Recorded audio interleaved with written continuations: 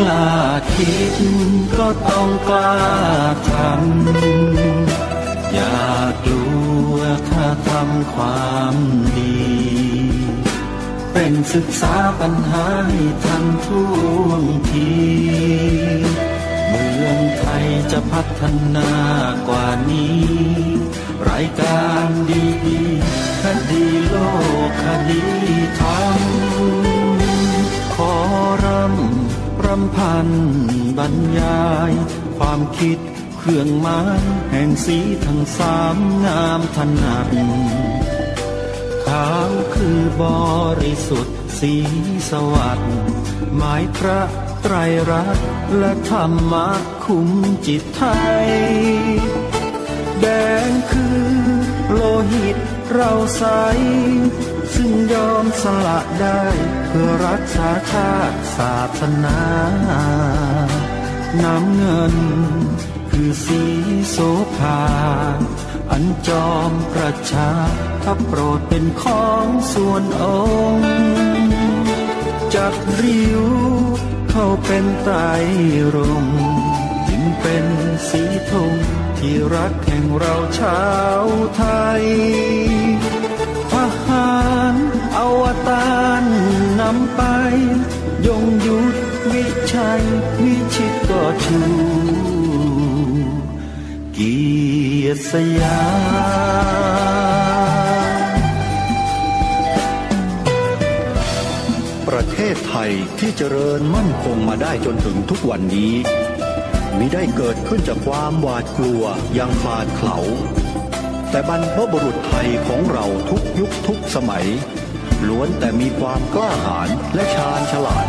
ปกป้องเอกราชสร้างชาติให้เกิดความมั่นคงโดยมีธงแห่งพระไตรรัตน์เป็นเครื่องนำชัยจึงเป็นที่มาที่ไปของรายการคดีโลกคดีธรรมกล้าคิดก็ต้องกล้าทำอย่ากลัวถ้าทำความดีเป็นศึกษาปัญหาให้ทันท่วงทีเมืองไทยจะพัฒนากว่านี้รายการดีๆคดีโลกคดีธรรมรายการดีๆคดีโลกคดีธรรม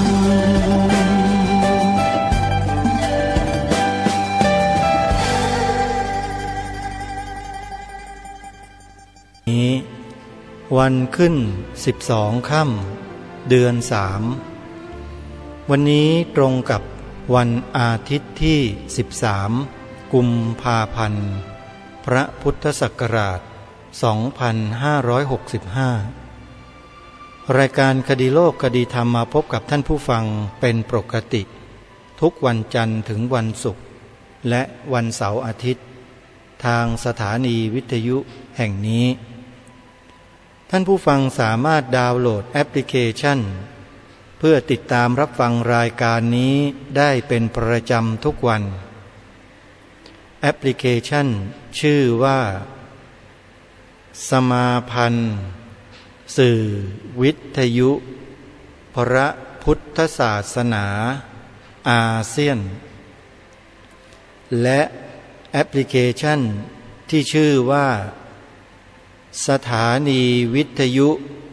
พุทธศาสนาทั่วไทยทั้งสองแอปพลิเคชันนี้ท่านสามารถดาวน์โหลดได้ด้วยโทรศัพท์มือถือสมาร์ทโฟนระบบ Android เท่านั้นใครที่ใช้ iOS ก็ไม่สามารถดาวน์โหลดได้เพราะในระบบ Android นั้นจะเปิดโอกาสให้พวกเราเข้าถึงสื่อต่างๆได้อย่างมากมายและสะดวกแต่ iOS จะปิดกั้นเฉพาะของกลุ่มตนเองเท่านั้นเพราะฉะนั้นใครที่มีโทรศัพท์ระบบ Android ท่านสามารถบอกให้เพื่อนๆดาวน์โหลดแอปพลิเคชันนี้เอาไว้ท่านจะได้บุญกันทุกคนเพ เพราะในแอปพลิเคชันดังกล่าวนี้มีเสียงธรรมะกระจายเสียงอยู่ตลอด24ชั่วโมงใครก็ตามที่ได้เปิดฟังแอปพลิเคชันดังกล่าวจากการแนะนำของเรานั่นแหละบุญก็จะเกิดขึ้นกับเขาและบุญนั้นก็จะส่งอานิสงส์ผลถึงเราผู้บอกเขาด้วยโดยที่เราไม่ต้องไปทำบุญอะไรเลยนี่คือการได้บุญง่ายๆเพียงให้พวกเรานั้นบอกผู้อื่นให้ดาวน์โหลดแอปพลิเคชันสมาพันธ์สื่อวิทยุพระพุทธศาสนาอาเซียนและสถานีวิทยุพุทธศาสนาทั่วไทยเท่านั้นเองท่านผู้ฟังทุกท่านวันนี้รายการคดีโลกคดีธรรมมีเนื้อหาที่จะมาปรารภในรายการวันนี้เกี่ยวเนื่องกับสื่อเราต้องยอมรับความจริงว่าสื่อในโลกยุคปัจจุบันนั้นมีอิทธิพลทางความคิดต่อมนุษย์ในโลกนี้อย่างมากมนุษย์ในโลกนี้สามารถเข้าถึงสื่อได้แบบง่ายๆด้วยโทรศัพท์ส่วนตัวโทรศัพท์ส่วนตัวที่เป็นโทรศัพท์มือถือเป็นระบบสมาร์ทโฟนหมายความว่าเป็นโทรศัพท์รูปแบบที่สามารถใช้ต่อกับอินเทอร์เน็ตโลกโซเชียลเน็ตเวิร์กเพื่อเข้าไปดูเข้าไปชมเข้าไปฟังสิ่งต่างๆได้โดยไม่มีขีดจำกัดอันนี้เป็นดาบสองคม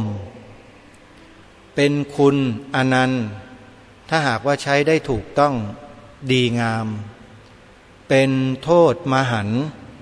ถ้าหากใช้ไปในทางที่ไม่ถูกต้องไม่ดีงามสื่อทุกวันนี้ท่านสาธุชนสามารถเลือกเสพบริโภคได้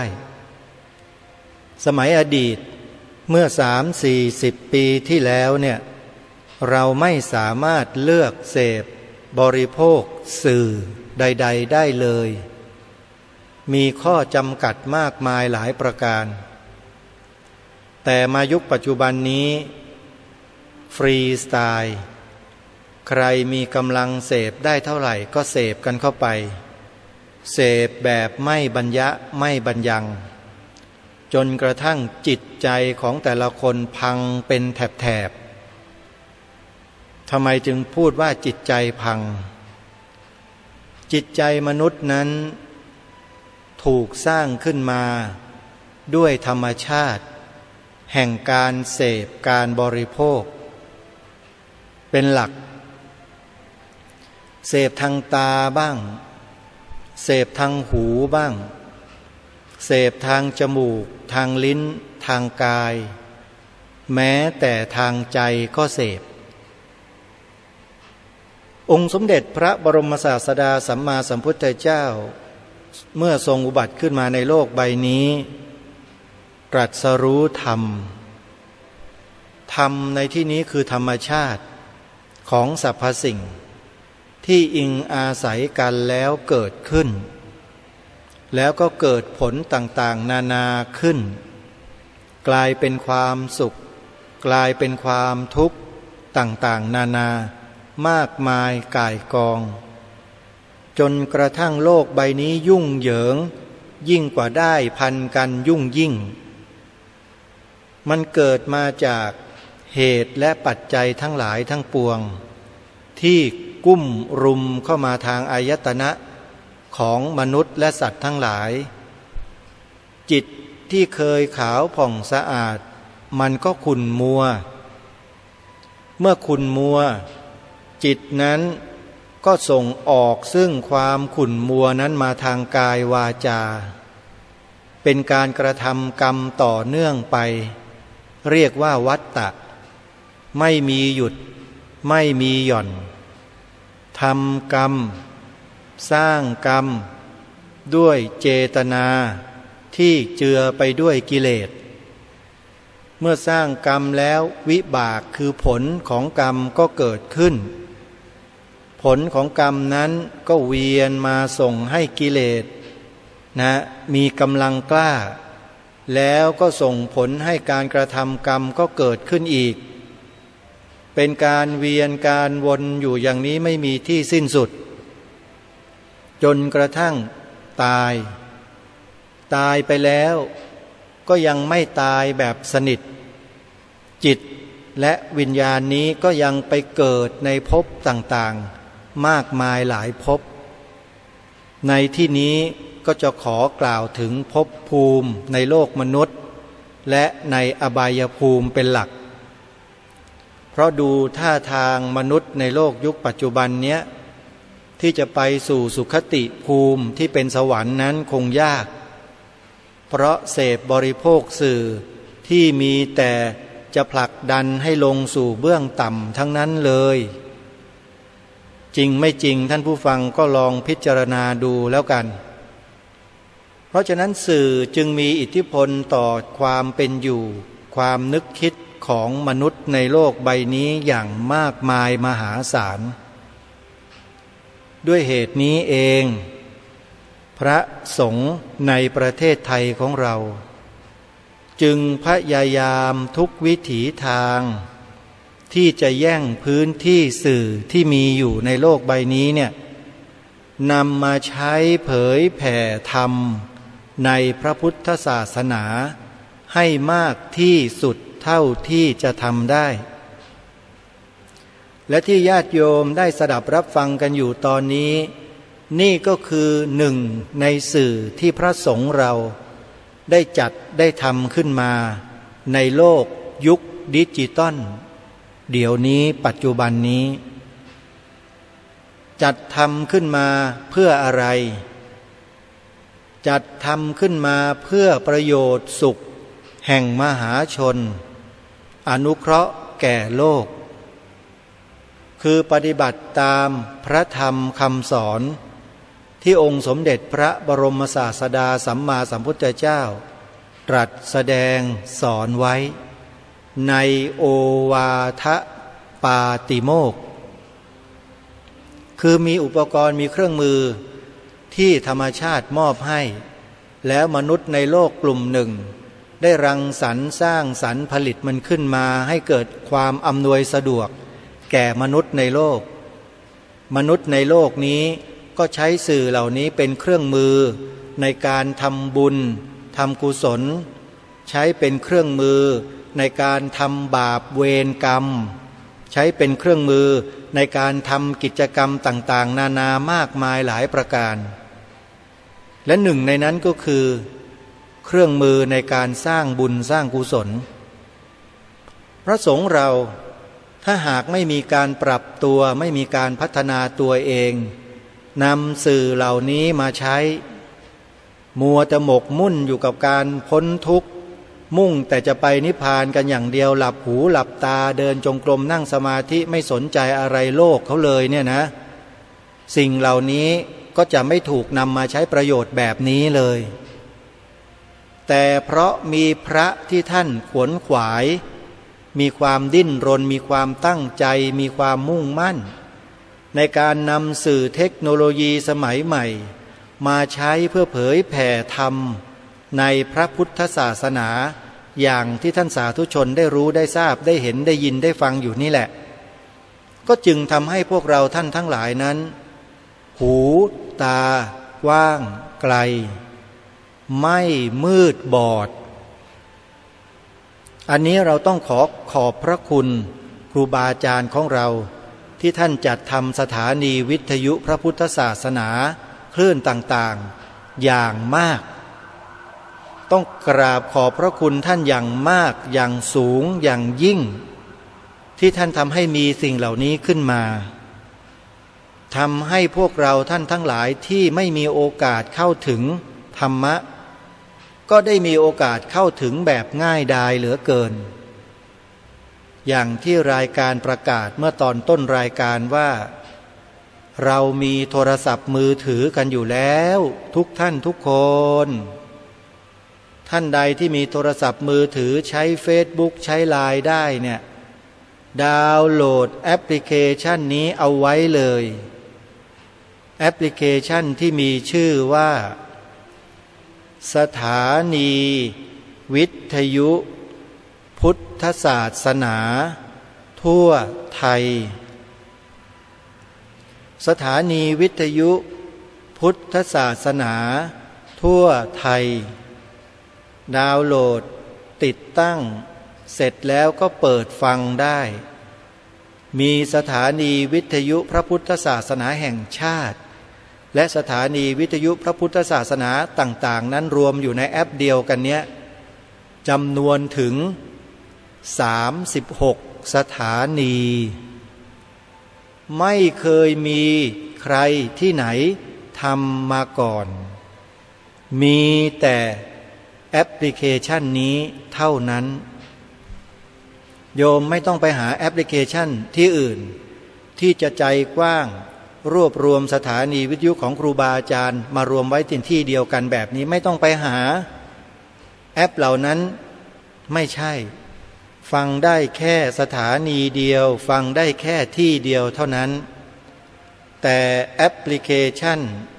สถานีวิทยุพุทธศาสนาทั่วไทยนี้ฟังได้ถึง36สถานีเดี๋ยวอาตมาภาพจะไล่ให้ทุกท่านได้ฟังว่ามีสถานีวิทยุอะไรบ้างอยู่ในจังหวัดใดบ้างเดี๋ยวลองติดตามรับฟังดูนะว่าชื่อสถานีวิทยุที่อยู่ในแอปพลิเคชันสถานีวิทยุพุทธศาสนาทั่วไทย36สถานีนั้นชื่อสถานีอะไรบ้างและตั้งอยู่ที่จังหวัดใดสถานีวิทยุที่หนึ่งชื่อว่าสถานีวิทยุพระพุทธศาสนาแห่งชาติจังหวัดเลยวัดป่าจริยธรรม FM 96.50 เมกะเฮิรตซ์อำเภอนาด้วงจังหวัดเลยวัดป่าสะพาน2ตำบลวังประจบอำเภอเมืองจังหวัดตาก FM 95.75 เมกะเฮิรตซ์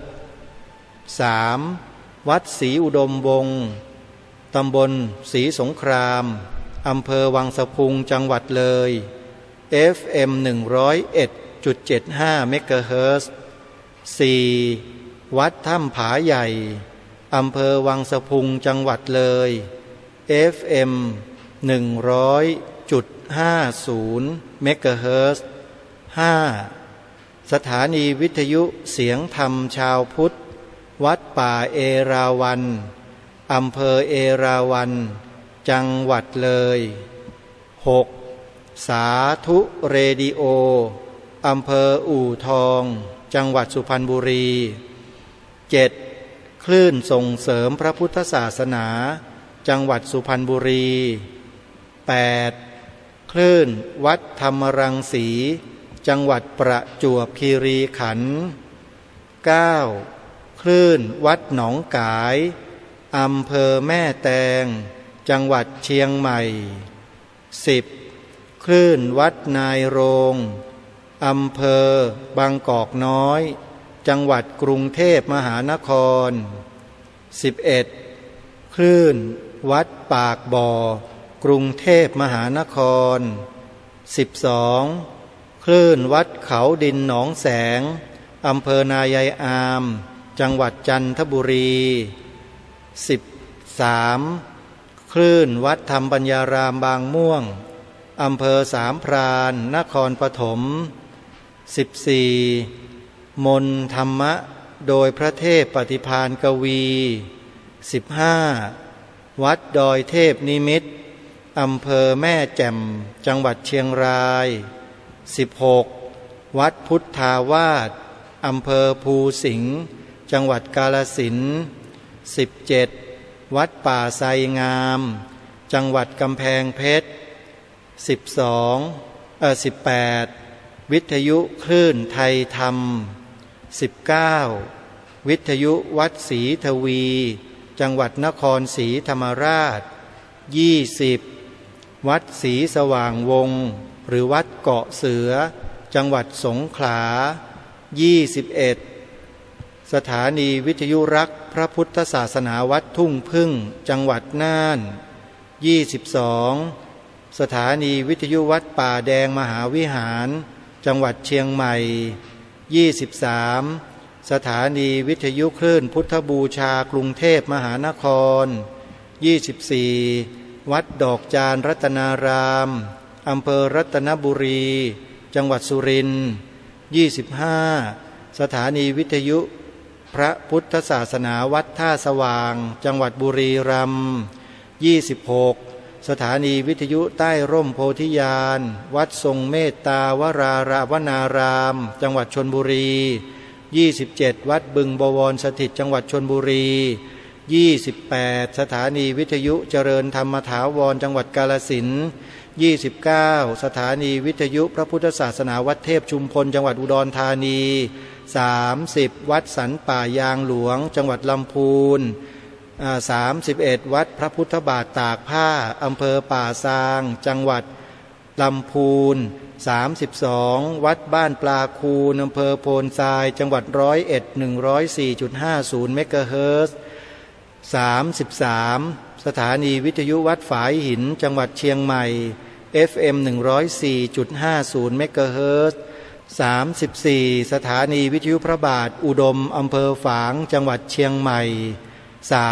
35คลื่นสีขาวเพื่อชาวประชาวัดปากทางเจริญ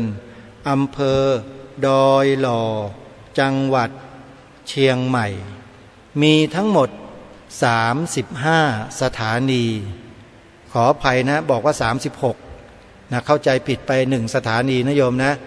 แต่ในอนาคตข้างหน้าจะมีเพิ่มเติมเข้ามาอีกเป็นจำนวนมากนี่คือแอปพลิเคชันหนึ่งเดียวของประเทศไทยที่รวบรวมสถานีวิทยุพระพุทธศาสนาแห่งชาติจังหวัดต่างๆไว้ในที่เดียวกันครูบาอาจารย์ทุกรูปทุกนามนะครับผมปวารณาไว้เลยว่าถ้าครูบาอาจารย์รูปใดรู้จักสถานีวิทยุใดที่ต้องการจะอัปเกรดสถานีวิทยุของตนเองขึ้นสู่แอปพลิเคชันดังกล่าวนี้ฟรีขอให้ท่านติดต่อมาที่กระผมโดยตรงเดี๋ยวผมจะประสานงานกับโปรแกรมเมอร์ให้อัปเกรดสถานีวิทยุของท่านเนี่ยขึ้นสู่แอปพลิเคชันนี้ให้ได้ภายใน3 นาทีเท่านั้นทำมาแล้วล่าสุดวัดบ้านปลาคูนวัดฝายหินวัดปากทางเจริญแล้วก็วัดอะไรอีกวัดหนึ่งนะที่เชียงใหม่ทำมาแล้วฮะแป๊บเดียวเท่านั้นสามารถอัปเกรดขึ้นสู่แอปพลิเคชันได้ทันทีอันนี้ต้องขอขอบคุณวัดป่าจริยธรรมอำเภอนาด้วงจังหวัดเลยเป็นแม่งานที่ทำให้แอปพลิเคชันนี้เกิดขึ้นในโลกใบนี้เพื่อนำหลักธรรมทางพระพุทธศาสนานั้นออกเผยแผ่ไปสู่มนุษย์ในโลกใบนี้ได้สดับรับฟังธรรมะเพื่อให้ปัญญาสัมมาทิฏฐิเกิดขึ้นบุญกุศลมหาศาลเลยถ้าหากว่าเราช่วยกันบอกให้ผู้อื่นดาวน์โหลดแอปพลิเคชันนี้ไว้โดยทั่วถึงกันแอปพลิเคชันที่มีชื่อว่าสถานีวิทยุพุทธศาสนาทั่วไทยสถานีวิทยุพุทธศาสนาทั่วไทยแอปพลิเคชันนี้แหละท่านผู้ฟังที่ท่านจะได้ฟังธรรมะจากพ่อแม่ครูบาอาจารย์หลากหลายมากมายมหาศาลตลอด24 ชั่วโมงไม่มีที่ไหนอีกแล้วในโลกใบนี้ที่จะให้ท่านได้เท่ากับแอปพลิเคชันสถานีวิทยุพุทธศาสนาทั่วไทยขอยืนยันว่าในประเทศนี้ไม่มีใครท มีแต่แอปพลิเคชันนี้เท่านั้นที่ทำได้แอปอื่นถึงแม้ว่าเขาจะรวบรวมสถานีวิทยุได้เป็นร้อยเป็นพันแต่ไม่ใช่สถานีวิทยุที่เผยแผ่ธรรมะขององค์สมเด็จพระบรมศาสดาสัมมาสัมพุทธเจ้าแต่ไปเผยแผ่แต่สิ่งที่นำไปสู่อบายภูมินำไปสู่ที่ต่ำใครเสพใครบริโภคอย่างต่อเนื่องจิตใจก็จะเศร้าหมองทรุดโทรมอ่อนกำลังลงคนเรานั้นเมื่อจิตใจเศร้าหมองแล้วทุกขติเป็นที่หวังได้แต่ถ้าจิตใจแจ่มใสเบิกบานสุขติก็เป็นที่หวังได้จิตเตสังกิลิเถทุกขติปาติกังขาจิตที่เศร้าหมองแล้วมีทุกขติเป็นที่หวังได้จิตเตอสังกิลิเถสุขติปาติกังขาจิตที่ไม่เศร้าหมองแล้วมีสุขติเป็นที่หวังได้นี่คือพระพุทธดำรัสขององค์สมเด็จพระบรมศาสดาสัมมาสัมพุทธเจ้าของเราตรัสยืนยันไว้เช่นนั้นทำไมพระองค์จึงตรัสว่าจิตเตสังกิลิเถทุกขติปาติกังขาจิตเตอันว่าจิตนี้เมื่อเศร้าหมองแล้วสังกิลิเถเมื่อมีความเศร้าหมองแล้วทุกขติปาติกังขาย่อมมีทุกขติเป็นที่ไปเป็นที่ไปนั่นแหละอะไรล่ะคือทุกขติทุกขติก็คืออบายภูมิทั้งสี่มีหนึ่งสัตว์นรกสองเปรตสามอสุรกายสี่สัตว์เดรัจฉานเหล่านี้ชื่อว่าอปายภูมิสี่อบายภูมิสี่นี้ไม่มีโอกาสทำกุศลใดๆได้เลยไม่มีเลยเสวยวิบากกรรมที่ทำแต่อดีตสมัยเมื่อครั้งเป็นมนุษย์ยาวนานมากนานเสียจนเคยชินไฟลุกอยู่ที่หัวก็ลุกอยู่อย่างนั้นแหละแล้วก็เดินไปไหนมาไหนก็มีไฟติดหัวร้อนรนอยู่นั่นแหละจนกระทั่งเกิดเป็นความเคยชินไม่มีความรู้สึกนึกคิดที่เป็นกุศลมีความเยือกเย็นในใจไม่มีสัตว์นรกเหล่านี้ก็เลยต้องอยู่ในภพภูมิเหล่านี้ไปนานแสนนานเพราะจิตประภัสสรเกิดไม่ได้นู่นแหละจนกว่าวิบากกรรมมันจะหมดสิ้นจึงจะจุติคือตายจากภพนั้นแล้วก็ไม่ใช่ว่าปลอดภัยนะก็ต้องดูอีกเหมือนกันว่าจิตในขณะมรณาสันนิวิถีที่เกิดขึ้นนั้นน่ะเป็นจิตที่วุ่นวายสับสนร้อนรนหรือเป็นจิตที่มีความสว่างไสวเยือกเย็นแล้วสัตว์นรกเปรตอสุรกายเหล่านี้เสพกรรมที่เป็นความเร่าร้อนมาอยู่ตลอดทั้งกับทั้งกันเนี่ยโยมคิดว่าเวลาตายเนี่ยจิตมันจะสว่างไสวไหมมันก็ต้องเศร้าหมองอยู่อีกนะเกือบ100%บอกได้เลยว่าเปอร์เซ็นต์ที่จะหลุดพ้นจากนรกจากเปรตอสุรกายสัตว์เดรัจฉานเนี่ยนะมันยากที่สุดพระพุทธองค์จึงตรัสเตือนพวกเราไว้ว่าอย่าประมาทนะอย่าประมาทนะเดี๋ยวมันจะกลายเป็นสัตว์ในอบายภูมิทั้งสี่นะแล้วเมื่อเกิดไปเป็นอบายภูมิทั้งสี่แล้วเนี่ยมันจะเวียนว่ายตายเกิดอยู่ในอบายภูมิเนี่ยนานแสนนาน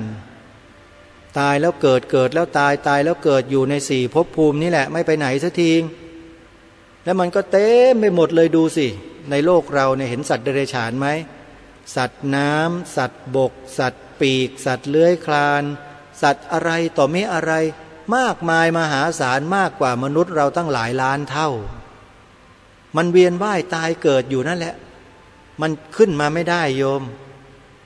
ไอ้พวกเราที่เป็นมนุษย์เนี่ยถือว่าโชคดีที่สุดแค่ไหนอ่ะมันโชคดีมากตรงไหนตรงที่มนุษย์เนี่ยสามารถบำเพ็ญกุศลสร้างกุศลสั่งสมบุญกุศลได้ทำได้ดีซะด้วยดิแต่อย่างที่บอกไปเมื่อสักครู่ว่าแต่เพราะมนุษย์นั้นใช้ชีวิตประมาทใช้ชีวิตประมาทกันเองมีสื่อที่ดีๆมีสื่อที่สร้างสรรค์ทำให้บุญกุศลเกิดขึ้นในจิตในใจได้ตลอด24ชั่วโมงปรากฏว่าเราไม่เสพเราไม่บริโภคเราไม่ดาวน์โหลดเอาไว้แต่ดันไปดาวน์โหลดเอาสื่อที่พาเราไปลงนรกอยู่ทุกวินาทีสื่อที่พาเราลงนรกก็คือสื่อที่มอมเมาเราให้หลงไหลเคลิบเคลิ้มในรูปเสียงกลิ่นรสสัมผัสสื่อชนิดไหนท่านก็ลองไปวิเคราะห์ศึกษาดูนั่นแหละเขาเรียกว่าสื่อที่มอมเมาอาตมาภาพให้ฉายาสื่อเหล่านี้ว่าสื่อแมลงวันทำไมถึงให้ชื่อว่าสื่อแมลงวัน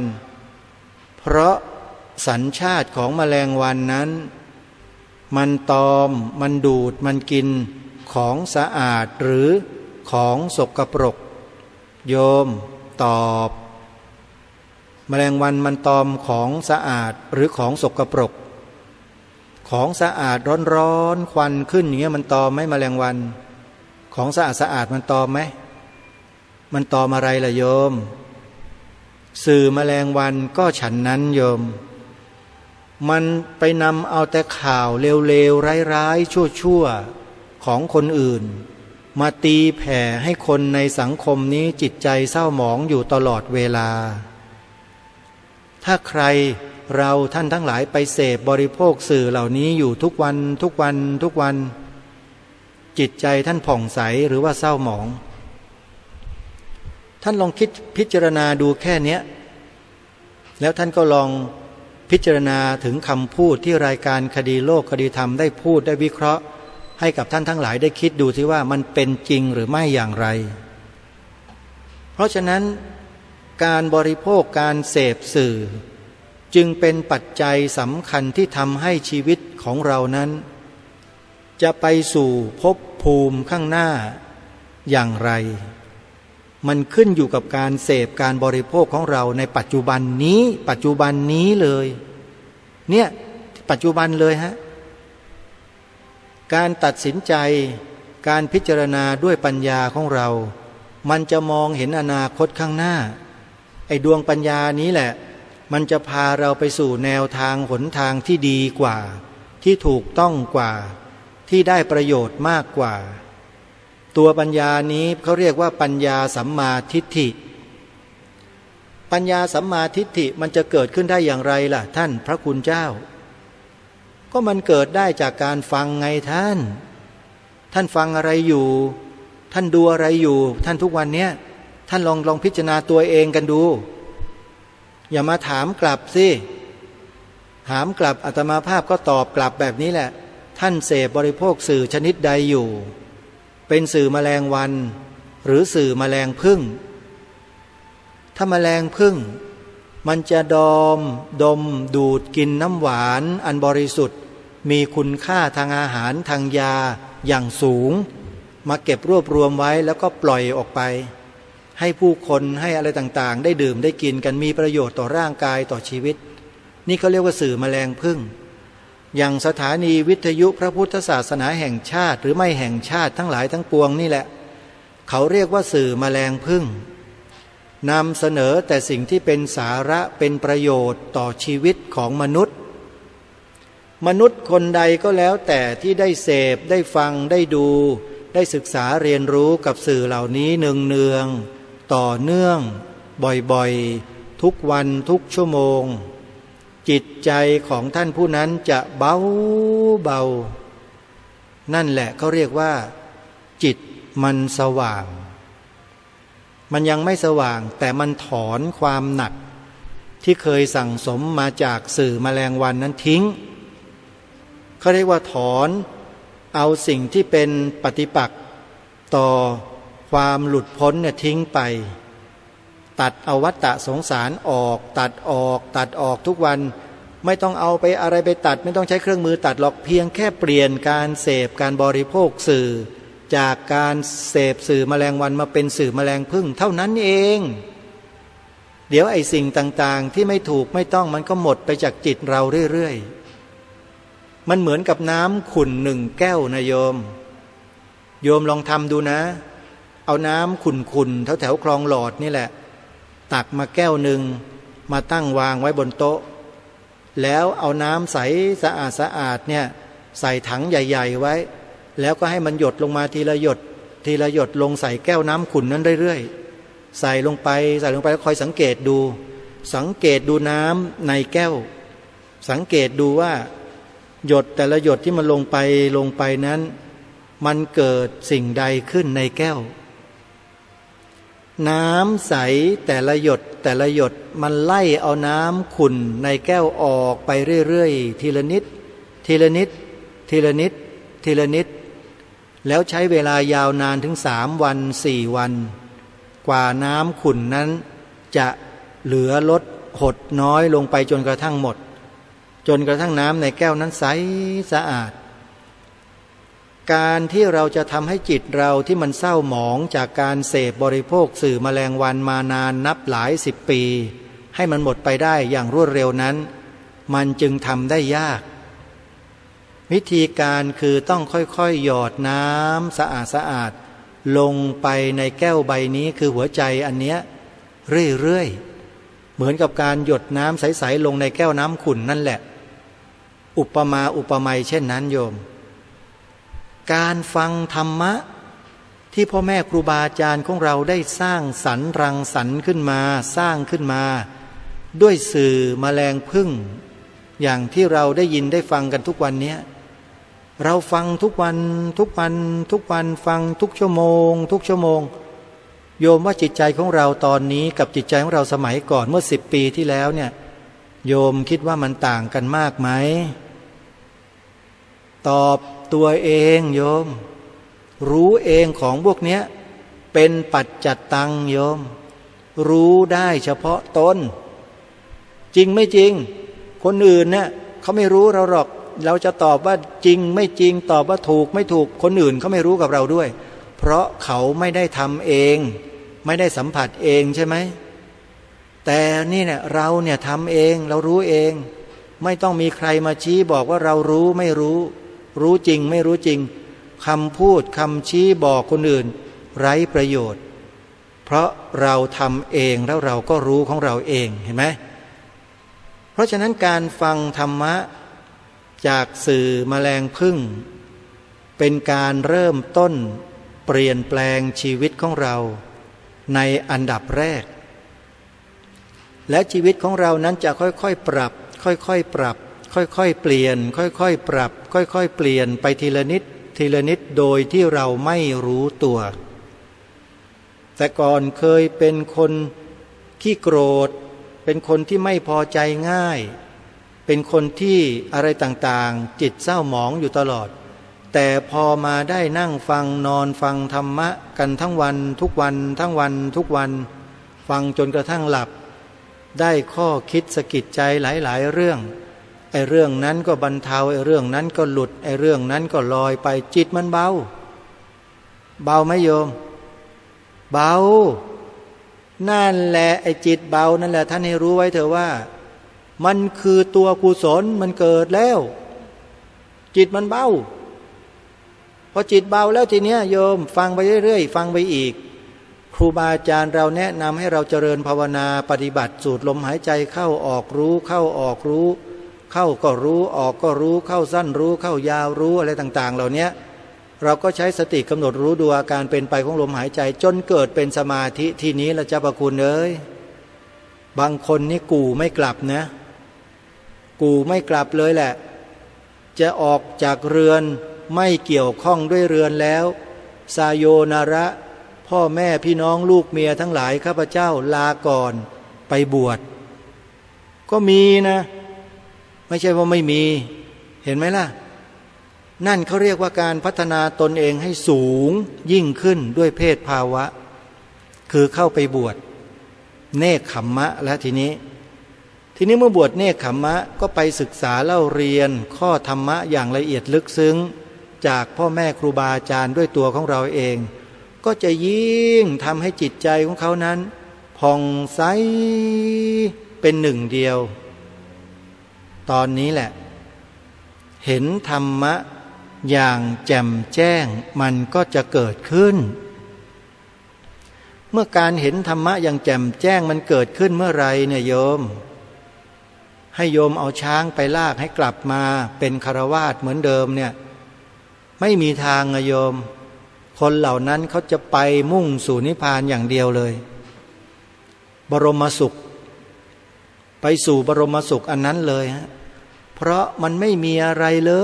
ยในโลกใบนี้ดินน้ำไฟลมทั้งนั้นเลยลองหยิบอะไรมาดูสักอย่างสิโยมไอ้ที่จะไม่มีดินน้ำไฟลมผสมกันอยู่4อย่างนะเป็นอันไม่มีสักอย่างหนึ่งสุดท้ายสิ่งเหล่านั้นก็ไร้ค่าโยมไร้ค่าไม่มีค่าสำหรับชีวิตของความเป็นมนุษย์เราเลยแก้วแหวนเงินทองสมบัติที่ดินรถราม้าช้างนะข้าทาสบริวารกิจการใหญ่โตมโหระทึกไม่มีความหมายเลยสำหรับคนที่เข้าถึงธรรมแล้ว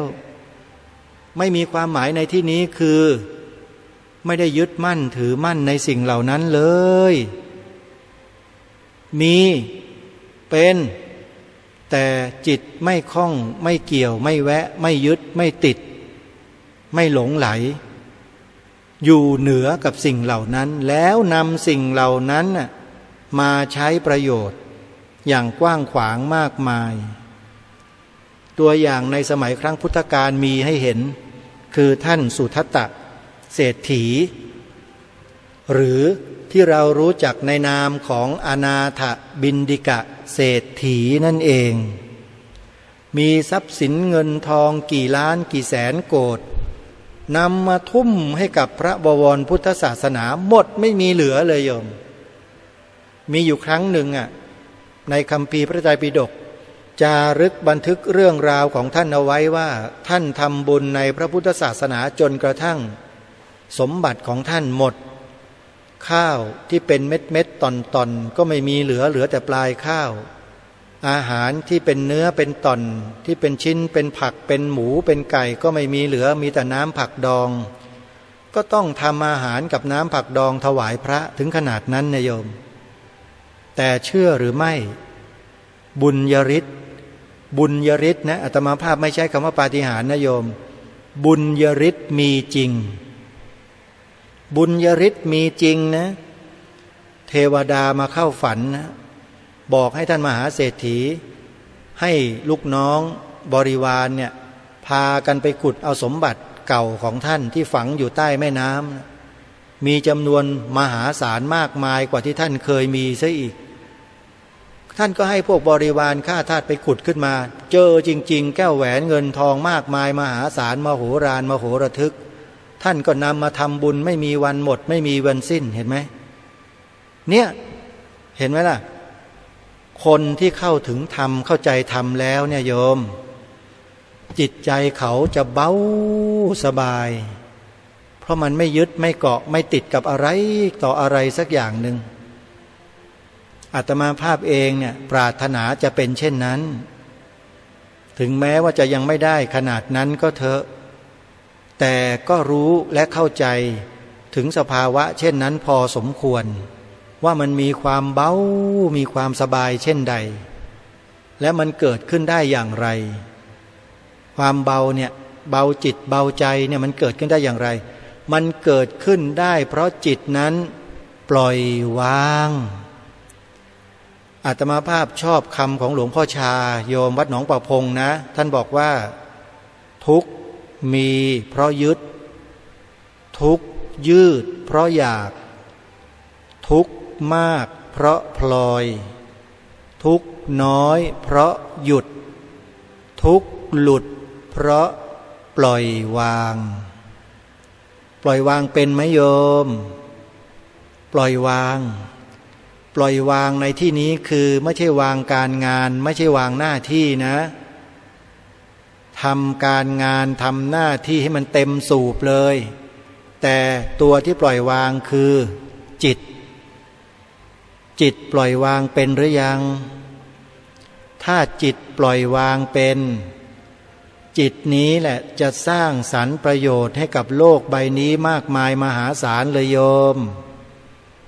จิตนี้จะไม่ขี้เกียจจิตนี้จะไม่หลบเลี่ยงหน้าที่จิตนี้จะมีความรับผิดชอบจิตนี้จะมีเหตุมีผลจะทำประโยชน์ทั้งของตนและประโยชน์ส่วนรวมอย่างมากมายมหาศาลเลยโยมรายการคดีโลกคดีธรรมจึงมาชวนให้พวกเราเนี่ยทำประโยชน์ส่วนรวมร่วมกันเป็นทั้งการระวังป้องกันด้วยเป็นทั้งการสร้างสรรค์สิ่งที่เคยมีอยู่แล้วให้เข้มแข็งมั่นคงแข็งแรงยิ่งขึ้นด้วยดีไหมเล่าทำอย่างเดียวแต่ได้ถึงสองอย่างทำยังไงพระคุณเจ้าทำ3 ข้อที่แนะนำนั่นแหละหลายคนบอกว่าไม่เห็นเกี่ยวเลยทำแล้วใจมันเบาตรงไหนไอ้ที่คนที่พูดแบบนี้แล้วถามกลับมาแบบนี้ว่าทำแล้วใจเบาตรงไหนเนี่ยไม่เห็นเกี่ยวกันเลยเนี่ยนะคนประเภทนี้คือคนประเภทไหนรู้ไหมโยมมืด8 ด้านเป็นคนมืด8 ด้านโยมสอนบอกอะไรก็ไม่เอาไม่รับหรอกคนพวกนี้พระพุทธเจ้าไม่โปรดปล่อยไม่โปรดแล้วก็ปล่อยเลยฮะเสียเวลาเหมือนพวกครูทั้ง6อ่ะครูทั้ง6โยมมหาวีระอชิตะเกตกัมพลมัคคิริโคสาละเหล่านี้ครูทั้ง6เหล่านี้โปรดไม่ได้เลยฮะปิดประตูแล้วก็ลงสู่อบายอย่างเดียวถึงแม้ว่าจะมีสาวกมีบริวารมากมายมหาศาลแต่ไม่พ้นนรกสาวกก็พากันลงไปหมดกลายเป็นไส้เดือนกิ้งกืองูสัตว์ตะขาบไอ้นกกาเต็มไปหมดเลยนั่นน่ะเห็นไหมแล้วกว่าจะเกิดมาเป็นมนุษย์ได้นะท่านอย่าหวัง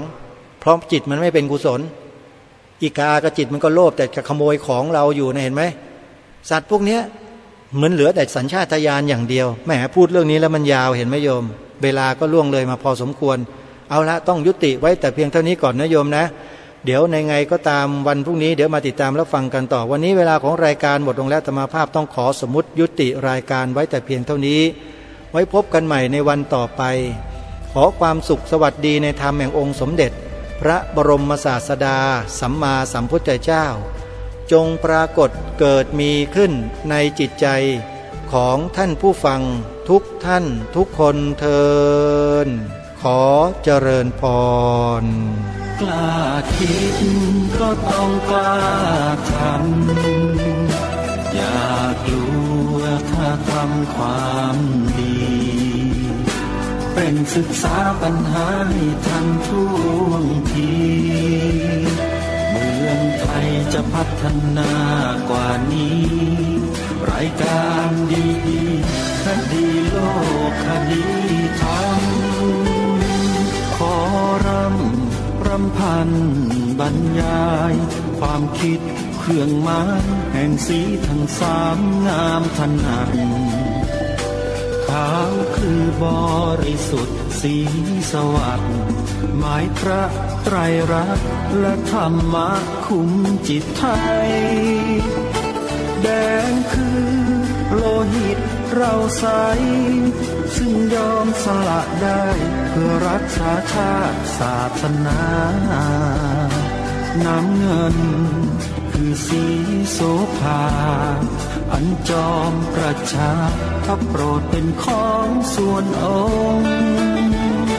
จักริ้วเข้าเป็นไตรรงค์จึงเป็นสีธงที่รักแห่งเราชาวไทยทหารอวตารนำไปยงยุทธวิชัยวิชิตก็ชูเกียรติสยาม ประเทศไทยที่เจริญมั่นคงมาได้จนถึงทุกวันนี้มิได้เกิดขึ้นจากความหวาดกลัวอย่างคลาดเขลาแต่บรรพบุรุษไทยของเราทุกยุคทุกสมัยล้วนแต่มีความกล้าหาญและชาญฉลาดปกป้องเอกราชสร้างชาติให้เกิดความมั่นคงโดยมีธงแห่งพระไตรรัตน์เป็นเครื่องนำชัยจึงเป็นที่มาที่ไปของรายการคดีโลกคดีธรรมกล้าคิดก็ต้องกล้าทำอย่ากลัวถ้าทำความดีเร่งศึกษาปัญหาให้ทันท่วงทีเมืองไทยจะพัฒนากว่านี้รายการดีๆคดีโลกคดีธรรมรายการดีๆคดีโลกคดี